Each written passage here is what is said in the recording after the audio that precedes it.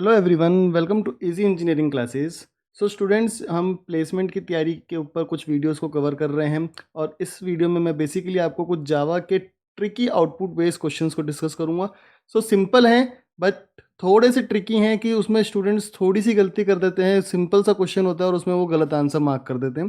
तो ऐसे हम धीरे धीरे बहुत सारे जावा के डिफरेंट डिफरेंट टॉपिक्स के ऊपर, जावा के, सी प्लस प्लस के आउटपुट बेस्ड क्वेश्चंस को भी डिस्कस करेंगे, जिसमें कुछ कोड दिया होगा और आपको आउटपुट को प्रिडिक्ट करना होगा। तो अब तक अगर आपने चैनल को सब्सक्राइब नहीं किया है तो चैनल को जरूर सब्सक्राइब कीजिए, बेल आइकन को जरूर प्रेस कीजिए ताकि हर वीडियो की नोटिफिकेशन आपको मिलती रहे।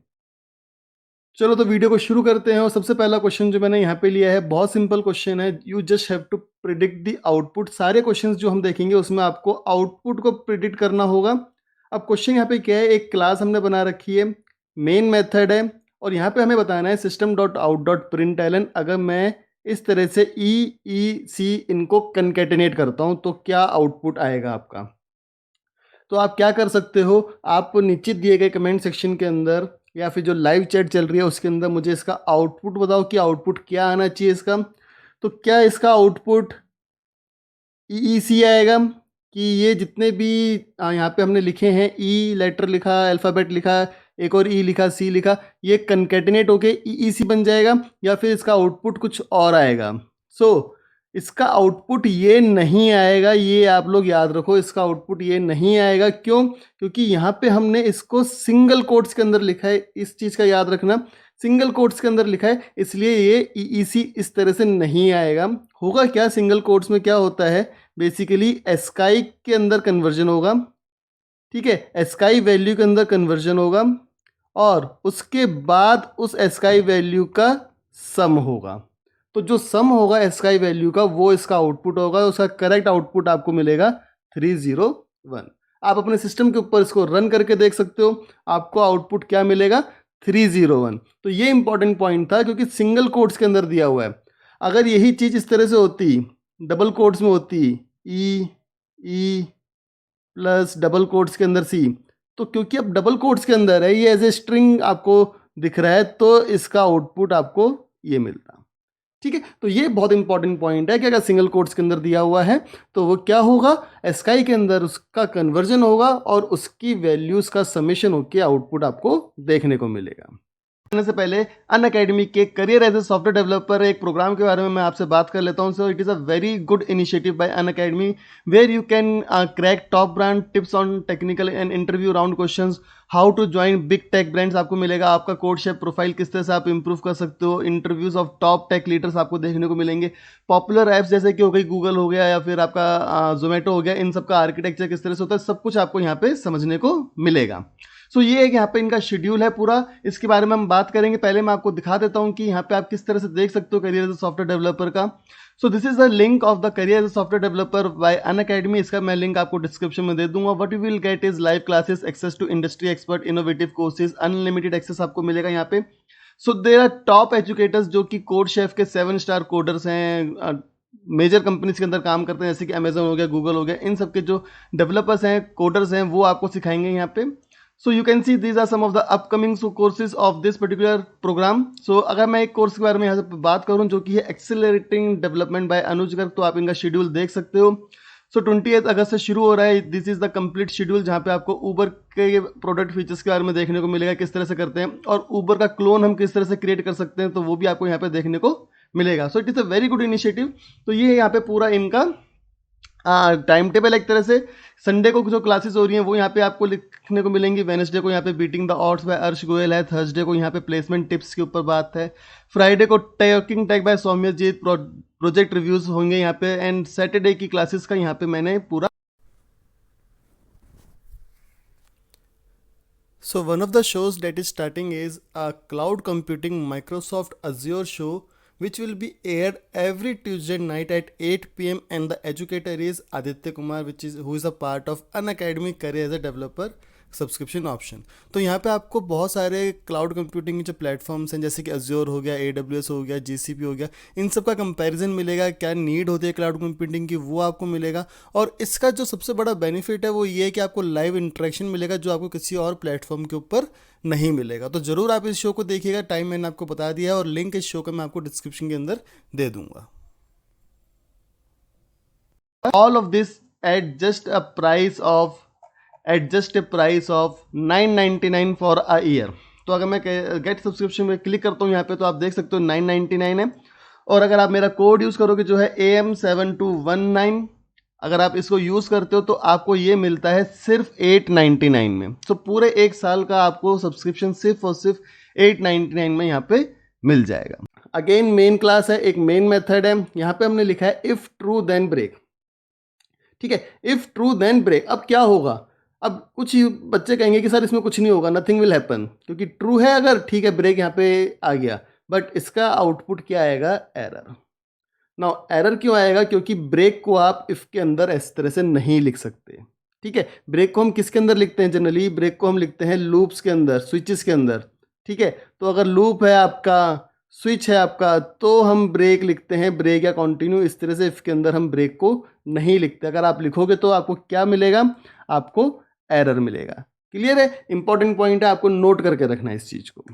अगला क्वेश्चन, अब ये क्वेश्चन बहुत इंपॉर्टेंट है, ये क्वेश्चन बहुत इंपॉर्टेंट है। इंपॉर्टेंट क्यों है, क्योंकि इसमें बच्चे क्या कहेंगे कि सर इसमें एरर आएगा। क्या लिखा है हमने, एक मेन क्लास है, पब्लिक स्टैटिक वॉइड मेन, एक हमने मेन फंक्शन बनाया जिसके अंदर स्ट्रिंग आर्ग्यूमेंट्स हमने पास किए। एक और हमने मेन फंक्शन बनाया, सेम नाम रखा, सब कुछ सेम रखा, मेन की स्पेलिंग भी देखो सेम है बिल्कुल, MAIN। इसके अंदर भी एक स्ट्रिंग टाइप का आर्ग्यूमेंट हमने पास किया। अब इसमें है कि क्या होगा, क्या इसमें एरर आएगा, क्या इसमें एरर आएगा, एरर भी क्या कंपाइल टाइम होगा या रन टाइम होगा, या फिर कुछ भी नहीं होगा, नथिंग विल हैपन, क्योंकि कुछ हमने प्रिंट तो कराया नहीं है, तो नथिंग विल हैपन मतलब कोई एरर नहीं आएगा, कोई प्रॉब्लम नहीं है इस कोड के साथ। तो जल्दी से आप लोग मुझे बताओ कि क्या आएगा इसमें। अगर ये ऑप्शन नंबर 1 है एरर और नथिंग विल हैपन में ऑप्शन नंबर 2 है, तो जल्दी से आप मुझे बताओ कि क्या होगा इसमें। अब देखो इसमें एक चीज़ इंपॉर्टेंट है, ये हुआ क्या है यहाँ पे, अगर आप इस कॉन्सेप्ट को समझो कि इस वक्त हमने किया क्या है, ये क्या है, ये मेथड ओवरलोडिंग है। मैं आपको समझाता हूँ किस तरह से। मेथड ओवरलोडिंग में क्या होता है, मेथड का नेम सेम होता है, बट मेथड के जो आर्ग्यूमेंट्स होते हैं उसमें कुछ डिफरेंस होता है। ठीक है, आप कुछ कहेंगे कि सर यहाँ पे भी स्ट्रिंग ARGS है, यहाँ पे भी स्ट्रिंग है, तो बच्चों ये क्या है बेटा, ये है आपका एरे, एरे टाइप, ये आपका एरे टाइप लिया है हमने, ठीक है ना, एरे टाइप है। और ये क्या है, सिंपल आपका एक स्ट्रिंग टाइप का वेरिएबल है। ये एरे टाइप है, ये स्ट्रिंग टाइप का वेरिएबल है, सिंपल। तो ये जब डिफरेंस आ गया पैरामीटर्स के अंदर, आर्ग्यूमेंट्स के अंदर, तो मेथड ओवरलोडिंग हो गई। अब मेथड ओवरलोडिंग अलाउड है, मेन मेथड के साथ भी मेथड ओवरलोडिंग अलाउड है। आप ये लिख लो, main method can also be overloaded, main method can also be overloaded. ठीक है, अब होगा क्या, कंपाइलर जब कॉल करेगा सबसे पहले बार मेन मेथड को, तो कौन सा कॉल करेगा, जिसमें स्ट्रिंग एरे टाइप का आर्ग्यूमेंट है। तो जब कंपाइलर कॉल करेगा पहली बार, कंपाइलर जब कॉल करेगा पहली बार, तो वो इस वाले मेन मेथड को कॉल करेगा। ठीक है, अब इस मेन मेथड को कॉल करने के लिए आपको अलग से इस मेन मेथड को कॉल करना पड़ेगा। अगर मैं इस तरह से कॉल करता हूं, देखो मेन ABC, सपोज मैंने इस तरह से इसको कॉल किया, ABC टाइप का पैरामीटर मैंने पास किया, तो ये वाला कॉल हो जाएगा। ठीक है, so this is the difference. तो इसमें आउटपुट क्या आएगा, नथिंग विल हैपन, कुछ भी नहीं होगा इस वक्त, क्योंकि कुछ हमने प्रिंट नहीं कराया है, कोई एरर नहीं आएगा। So nothing will happen, this will be the correct option for this particular question. ठीक है, चलो ये बहुत सिंपल क्वेश्चन है, यहाँ पे कुछ भी नहीं है, जस्ट आपको मैं एक तरह से टर्नरी ऑपरेटर जो होते हैं उसका कॉन्सेप्ट यहाँ पे समझा रहा हूँ। सो यहाँ पे क्या है, एक इंटीजर टाइप का वेरिएबल लिया है जिसका नाम हमने रखा मार्क्स, उसकी वैल्यू को रखा 75। स्ट्रिंग टाइप का वेरिएबल लिया है रिजल्ट। अब हम क्या कर रहे हैं, यहाँ पे हम चेक कर रहे हैं। तो टर्नरी ऑपरेटर में क्या होता है, पहली जो चीज़ होती है एक्सप्रेशन, वो होती है चेकिंग। यहाँ पे हम चेक कर रहे हैं कि क्या ये ट्रू है या फॉल्स है। अगर ये एक्सप्रेशन ट्रू है तो ये वाली चीज असाइन हो जाएगी, किसको असाइन हो जाएगी, ये वाली वैल्यू जो रिजल्ट पैरामीटर है। अगर ये एक्सप्रेशन फॉल्स है तो सेकंड वाला आप का वैल्यू असाइन हो जाएगा। ठीक है, अब क्योंकि मार्क्स की वैल्यू क्या है 75, तो 75 अगर आप यहाँ पे देखते हो 75 is greater than 45, yes this is true. तो क्या होगा, ये पास वैल्यू किसको साइन हो जाएगी, रिजल्ट को। और फिर जब हम system dot out dot print L result कर रहे हैं तो आउटपुट क्या आएगा आपका, पास। तो इस केस में आउटपुट क्या आएगा, पास।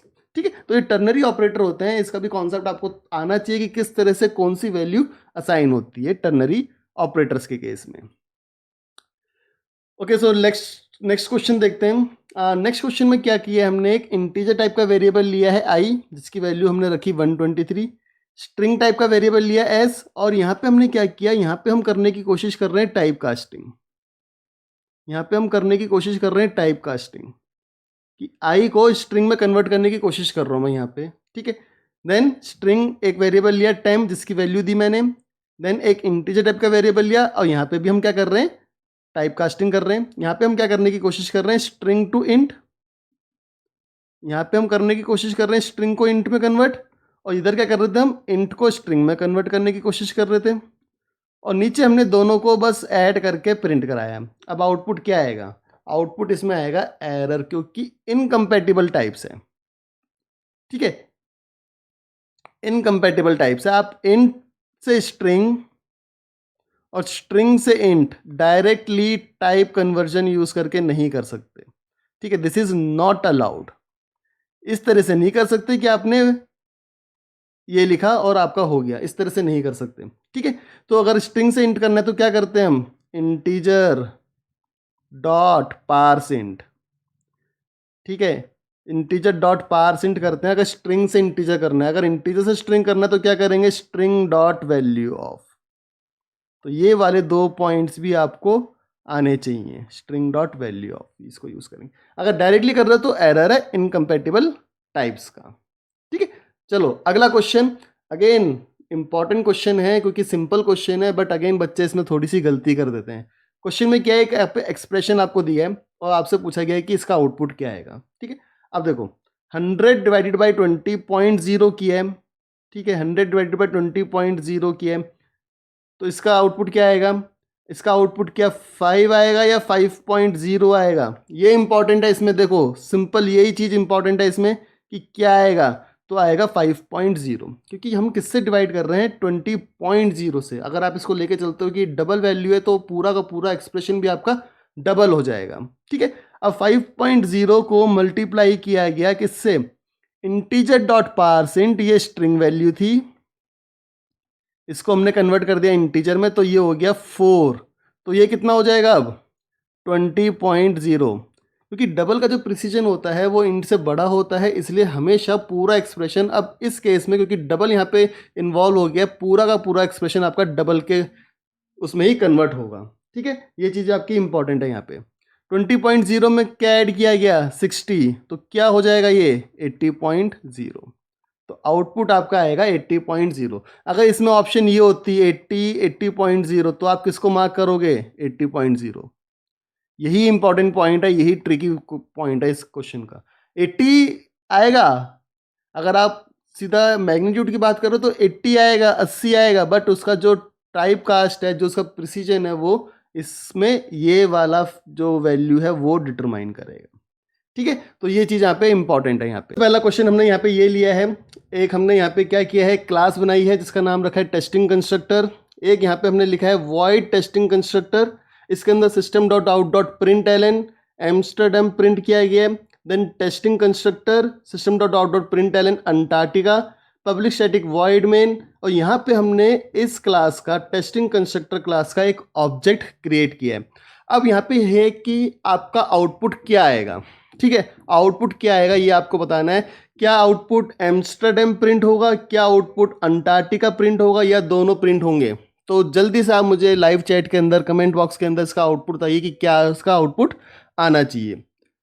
सो इतने आप आउटपुट बताते हो, इतने मैं आपको थोड़ा सा इसमें डिस्कस कर देता हूँ कि ये जो चीज़ है, क्या ये कंस्ट्रक्टर है जब हमने लिखा वॉइड टेस्टिंग कंस्ट्रक्टर। अब हमें एक चीज़ पता है कि जो कंस्ट्रक्टर होता है उसका नाम और क्लास का नाम सेम होता है, तो यहाँ पे क्लास का नाम तो सेम है टेस्टिंग कंस्ट्रक्टर, बट कंस्ट्रक्टर का कोई रिटर्न टाइप नहीं होता। ठीक है, कंस्ट्रक्टर का कोई रिटर्न टाइप नहीं होता, बट इसके आगे लिखा हुआ है वॉइड। तो क्या अब ये प्रोग्राम आपका एरर देगा? क्या कंपाइल टाइम या रन टाइम एरर आएगा यहाँ पे? तो आंसर है नहीं, क्योंकि जब आप एक कंस्ट्रक्टर के नेम के आगे रिटर्न टाइप लगा देते हो तो वो एक मेथड बन जाता है, तो ये एक मेथड बन जाएगा।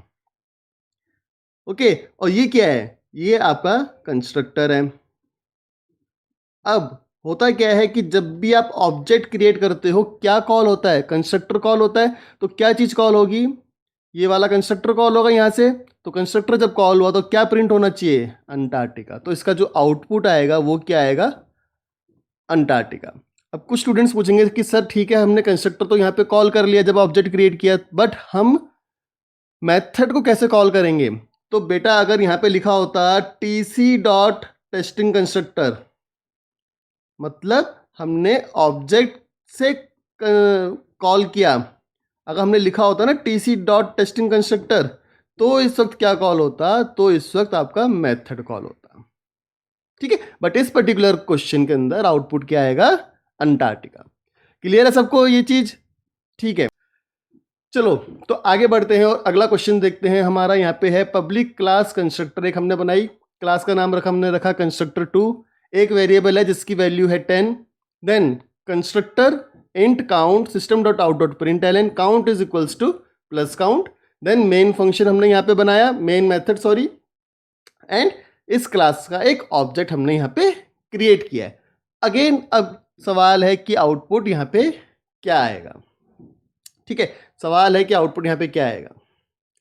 सो आउटपुट यहाँ पे देखो अलग अलग हो सकते हैं कि क्या यहाँ पे प्रिंट होगा काउंट इज इक्वल्स टू 10, क्या यहाँ पे प्रिंट होगा काउंट इज इक्वल्स टू 10, या यहाँ पे प्रिंट होगा काउंट इज इक्वल्स टू 0, या यहाँ पे कोई एरर आएगा। तो अगर मैं इसको देता हूँ option number 1, this is option number 2 and this is option number 3, तो आप जल्दी से मुझे बताओ इन तीनों में से कौन सी ऑप्शन करेक्ट है?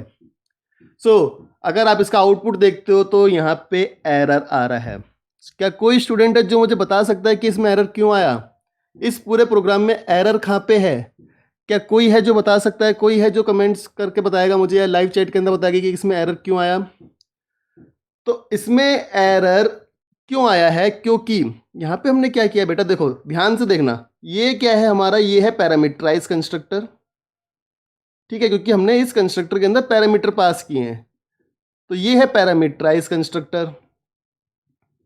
ठीक है, अब यहाँ पे जब हम ऑब्जेक्ट क्रिएट कर रहे हैं तो हमने किस कंस्ट्रक्टर से ऑब्जेक्ट क्रिएट किया? कोई पैरामीटर पास किया? नहीं। तो ये हम कॉल कर रहे हैं डिफॉल्ट कंस्ट्रक्टर को, ये हम कॉल कर रहे हैं डिफॉल्ट कंस्ट्रक्टर को, बट हमने अपने प्रोग्राम में क्या लिखा हुआ है? पैरामीटराइज कंस्ट्रक्टर, इसलिए यहाँ पे कंपाइल टाइम एरर है। अब कुछ स्टूडेंट कहेंगे कि सर अगर मैं इसको कमेंट कर दूं, अगर मैं इस चीज़ को कमेंट कर दूं तो क्या आउटपुट आएगा? तो क्या कोई एरर आएगा क्या? नहीं, तो उस केस में एरर नहीं आएगा।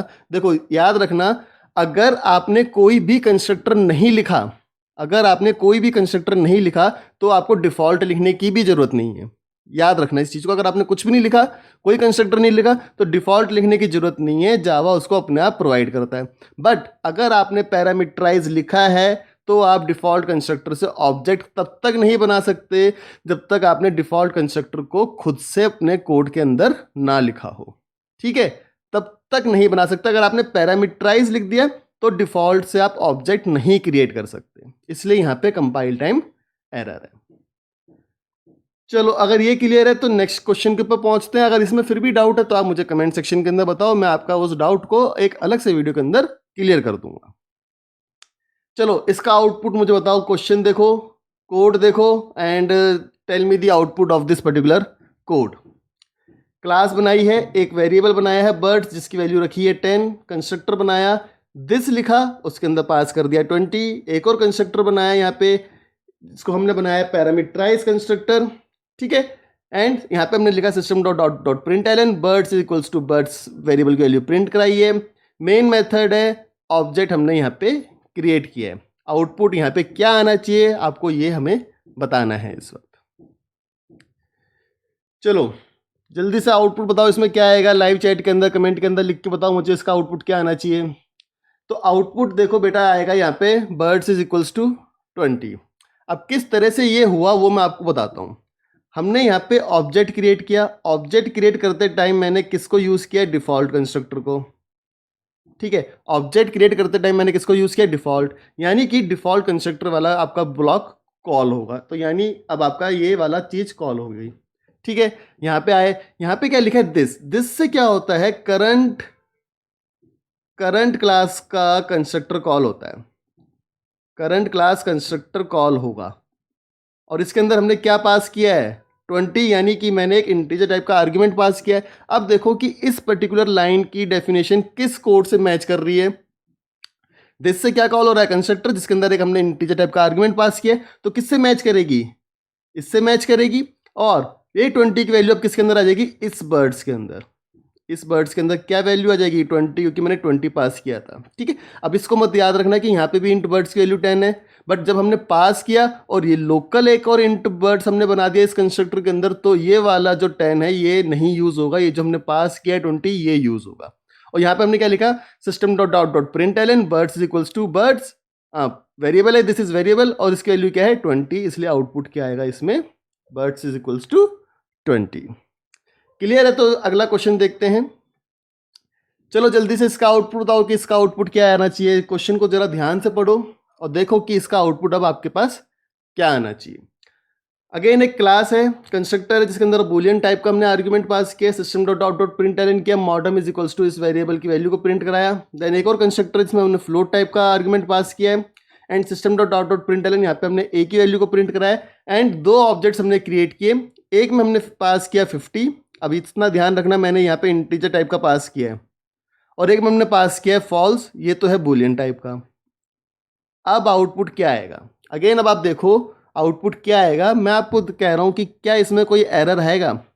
जरा ध्यान से देख के मुझे बताओ कि क्या इसमें कोई एरर आएगा। क्योंकि कुछ स्टूडेंट्स कहेंगे कि सर ठीक है, ये वाली डेफिनेशन जो है constructor 8 con 2 is equals to new constructor false, ये तो मैच कर रही है इस वाले पर्टिकुलर कंस्ट्रक्टर से, इससे मैच कर रही है, तो ये कॉल हो जाएगा। बट यहाँ पे तो हमने इंटीजर पास किया है और इंटीजर टाइप के आर्ग्यूमेंट का हमारे पास कोई कंस्ट्रक्टर नहीं है, तो एरर आना चाहिए। बट बेटा इसमें एरर नहीं आएगा, आउटपुट आपका आएगा ये। कारण ये होता है कि इंट टाइप का आपने पास किया, अगर इंट नहीं मिला तो वो उससे हाई प्रिसीजन का अगर कोई भी वेरिएबल से मैच कर रहा है, आर्ग्यूमेंट मैच कर रहा है, तो वो उसको कॉल कर देता है जावा के अंदर। तो यानी इंट टाइप का नहीं मिला। अब इंट से ऊपर आपके पास कौन सा है? फ्लोट आपको दिखता है, तो ये फ्लोट को कॉल कर देगा। ठीक है, और अब जब फ्लोट ए के अंदर वैल्यू आई 50, क्योंकि फ्लोट था तो इसने इसको क्या कर दिया? 50.0। तो यहाँ पे जब आप इसको प्रिंट कर रहे हो ए, तो ये क्या प्रिंट होगा? Router is equals to 50.0। Then इस वाले में तो कोई प्रॉब्लम नहीं थी, इसके केस में तो यही वाला कॉल होगा क्योंकि बूलियन से मैच कर रहा है, और इसकी वैल्यू क्या प्रिंट करेगा? Modem is equals to false. Again अगर ऑप्शन ये होती, कंफ्यूज करने के लिए कैसे देते हैं option? Router is equals to 50, modem is equals to false, तो उस केस में भी बेटा ये गलत होता क्योंकि 50 नहीं होगा। अब फ्लोट के अंदर चला गया तो उसकी वैल्यू क्या हो जाएगी? 50.0। तो इसलिए करेक्ट ऑप्शन आपका ये वाला आएगा। क्लियर है? ओके, नेक्स्ट क्वेश्चन जरा देख के बताओ आउटपुट क्या आना चाहिए यहाँ पे।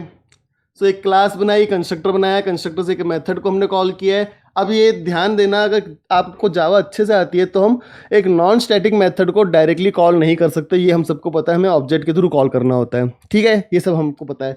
हमने यहाँ पे क्या किया है? शो मेथड को कॉल किया। अब शो मेथड आपका स्टैटिक है कि नहीं? नॉन स्टैटिक मेथड है, और यहाँ से मैं इसको डायरेक्टली कॉल करने की कोशिश कर रहा हूँ। देन एक ऑब्जेक्ट हमने क्रिएट किया यहाँ पे ये वाला। अब आउटपुट मुझे बताओ क्या आएगा? एरर आएगा या फिर जैम जैम प्रिंट होगा? जल्दी से बताओ आउटपुट क्या आएगा, कमेंट सेक्शन के अंदर बताओ, लाइव चैट के अंदर बताओ कि आउटपुट क्या आना चाहिए इसका। तो बेटा आउटपुट आएगा जैम जैम। याद रखना इस चीज़ को भी, अगेन आप नोट कर लो, आप एक नॉन स्टैटिक मेथड को कंस्ट्रक्टर के अंदर से कॉल कर सकते हो। मैं लिख देता हूँ, you can call method directly from a constructor. Otherwise non static method को जावा में डायरेक्टली हम कॉल नहीं कर सकते विदाउट ऑब्जेक्ट, बट कंस्ट्रक्टर से कर सकते हैं। You can call method directly from a constructor, इस पॉइंट को आपको याद रखना है। तो इसलिए इस पर्टिकुलर टाइम पे आउटपुट क्या आएगा? जैम जैम, ये चीज़ प्रिंट हो जाएगी। ओके, चलो नेक्स्ट क्वेश्चन देखते हैं। पब्लिक क्लास आउटपुट, एक हमने क्लास बनाई, public static void main method बनाया। यहाँ पे हमने new alpha new base, directly हम क्या कर रहे हैं, हम ऑब्जेक्ट क्रिएट कर रहे हैं। अब यहाँ पे सीधा भी हम ऑब्जेक्ट क्रिएट कर सकते हैं ऐसे, न्यू अल्फा न्यू बेस करके, कोई इशू नहीं है। Class alpha x tends base, alpha एक कंस्ट्रक्टर है, उसके अंदर हमने प्रिंट किया बेस। क्लास बेस, बेस एक कंस्ट्रक्टर बनाया, इसके अंदर हमने प्रिंट किया बेस। अब आउटपुट मुझे बताओ यहाँ पे क्या आएगा। न्यू अल्फा जब करोगे तो मैं आपको बता देता हूँ कि ये वाला कंस्ट्रक्टर कॉल होगा, क्योंकि कंस्ट्रक्टर ही कॉल होता है ऑब्जेक्ट के टाइम पे। न्यू बेस करोगे तो क्या कॉल होगा, ये वाला कंस्ट्रक्टर कॉल होगा। ठीक है, अब आउटपुट बताओ क्या आएगा। जस्ट टू क्लियर, यहाँ पे आपका आउटपुट क्या आएगा आपको बताना है, और बहुत ध्यान से आपको देख के बताना है कि इसका आउटपुट क्या आएगा, क्योंकि ये क्वेश्चन सिंपल है बट इसमें आपको एक चीज जो है, एक कॉन्सेप्ट जो है कंस्ट्रक्टर का in the case of inheritance, वो भी क्लियर होना चाहिए। ठीक है, अब वो कॉन्सेप्ट क्या है कंस्ट्रक्टर्स का in the case of inheritance. जब आपका देखो न्यू अल्फा आया तो कंट्रोल आपका यहाँ पे आया, ये वाला अल्फा वाला कंस्ट्रक्टर आपका कॉल हुआ। System dot out dot println क्या दे रखा है, system dot out dot print, ध्यान से देखना, system dot out dot print base. But child class के कंस्ट्रक्टर के कॉल होने से पहले हमेशा हमेशा बेस क्लास का कंस्ट्रक्टर कॉल होता है, और अल्फा की बेस क्लास क्या है, बेस। यानी ये प्रिंट होने से पहले, ये लाइन प्रिंट होने से पहले क्या कॉल होगा यहाँ पे, ये वाला कंस्ट्रक्टर बेस। तो यानी कि आउटपुट क्या आया, system dot out dot println base. अब प्रिंट एलन है यानी अगली लाइन में कंट्रोल चला गया। ठीक है, अब इतना हो गया यहाँ पे। देन कंट्रोल जब ये प्रिंट हो जाएगा, कंट्रोल वापस यहाँ पे आएगा, और यहाँ पे अब क्या लिखा हुआ है, बेस, तो बेस प्रिंट हुआ। ठीक है, बट यहाँ पे अब आपको क्या देखना है कि system dot out dot print लिखा था तो कंट्रोल आपका यहीं पे रहेगा, अगली लाइन में नहीं गया। तो यहाँ तक हमने हो गया, ये वाली जब हमने लाइन करी न्यू अल्फा, तो आपका ये प्रिंट हुआ बेस, और साथ में ये वाली चीज भी प्रिंट हुई। फिर जब आपने किया न्यू बेस तो यहाँ पे आया सिंपल, और यहाँ पे क्या प्रिंट हो जाएगा, बेस। बट कंट्रोल अभी भी आपका यहाँ पे है, क्योंकि यहाँ पे आपका प्रिंट था। तो आउटपुट क्या आ गया, बेस बेस बेस। इस तरह से आपका आउटपुट मिलेगा यहाँ पे। ठीक है, तो करेक्ट आउटपुट यहाँ पे ये आएगा। याद रखना है, ध्यान रखना है कि system dot out dot print use किया है, system dot out dot println use किया है, उन सब चीजों का भी आपको ध्यान रखना है इस चीज में।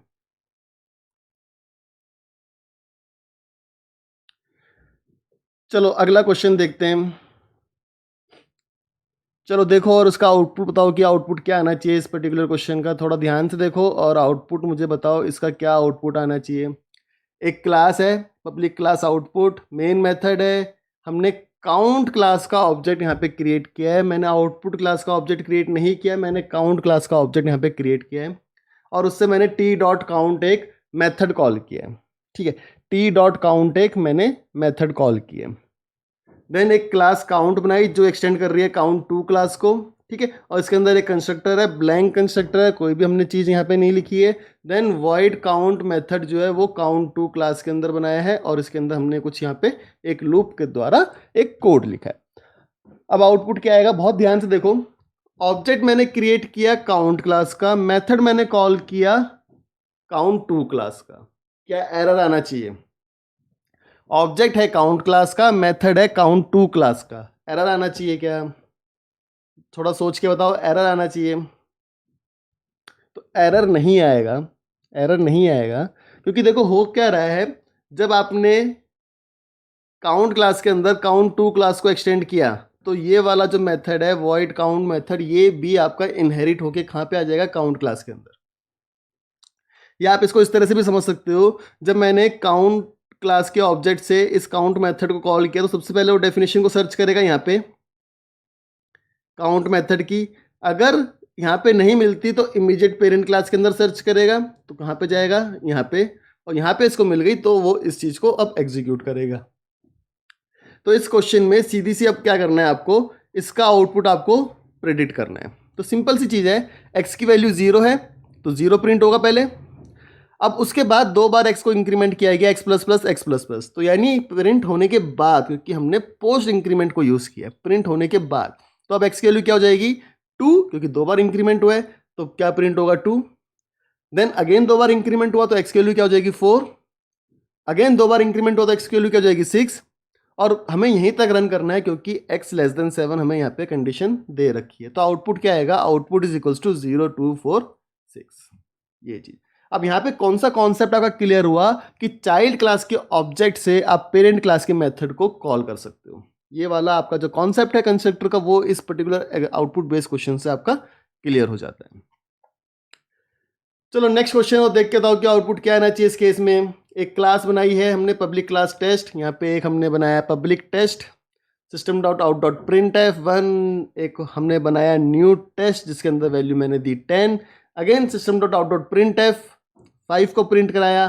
पब्लिक टेस्ट एक हमने यहाँ पे बनाया जिसके अंदर हमने लिखा इंट टेम्प, ठीक है, और इसके अंदर मैंने कुछ प्रिंट कराया है। अगेन न्यू टेस्ट को कॉल किया है, कुछ प्रिंट कराया है। देन पब्लिक टेस्ट, 2 आर्ग्यूमेंट्स हैं, कुछ प्रिंट कराया है। Public static void main string arcs, हमने यहाँ पे एक ऑब्जेक्ट को क्रिएट किया। जल्दी से देख के बताओ कि आउटपुट इसमें क्या आना चाहिए। तो मैं आपको जरा फ्लो ऑफ प्रोग्राम समझा देता हूँ। यहाँ पे फ्लो ऑफ प्रोग्राम किस तरह से है और आउटपुट इसका क्या आएगा। आउटपुट आएगा 1 2 3 4 5। फ्लो ऑफ प्रोग्राम आप थोड़ा सा समझ लो। जब हमने बनाया test object equals to new test, जब मैंने ये ऑब्जेक्ट क्रिएट किया तो मैंने क्या किया, मैंने डिफ़ॉल्ट कंस्ट्रक्टर को यूज़ किया। पहली चीज़ तो यहाँ पे मैंने डिफ़ॉल्ट कंस्ट्रक्टर को यूज़ किया। अब डिफ़ॉल्ट कंस्ट्रक्टर को आपने जब यूज़ किया तो क्या चीज़ कॉल होगा, ये वाला कंस्ट्रक्टर। तो यहाँ से सबसे पहले तो ये कॉल हुआ system dot out dot print F 1। Print F और प्रिंट एल एन प्रिंट को यहाँ पे भूल जाओ, कोई दिक्कत नहीं है क्योंकि सिंपल आपको देखना है कि आउटपुट क्या आएगा। 1 प्रिंट हो गया।